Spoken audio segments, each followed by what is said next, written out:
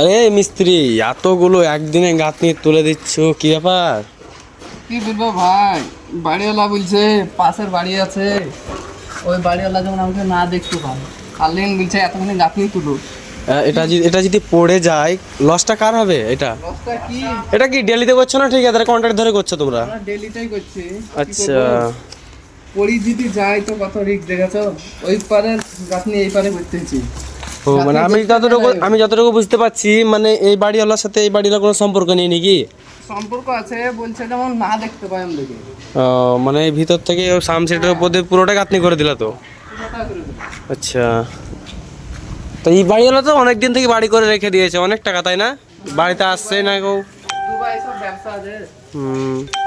তাই এটা যদি পড়ে যায় রিস্ক কিরকম হবে বলো তো? একদিনে একটা দুটো তিনটে চারটে পাঁচটা ছটা সাতটা, হ্যাঁ। সাতটা চারের তাবুক গেঁথে দিয়েছে লাইনে। পাঁচটা অব্দি গাঁথতে, কিন্তু বাড়িওয়ালা বলছে নিবো না, তো আরো নিবো, কি করবো? তা দেখো বন্ধুরা, এটা সবাই অনেকেও কেরালাতে কাজ করে, কিন্তু এরকম একদিনে সাতটা কাজ মানে এরকম তুলানো অসম্ভব ব্যাপার। কিন্তু তোমরা যদি তুলে থাকো তো তোমরা বলে জানবে যে হ্যাঁ আমি তুলেছি, অথবা না তুলেছি দেখে যাবে, তোমরা বলবেন। তো ঠিক আছে, দেখলে ভিডিওটা বেশ, ওকে বাই বাই।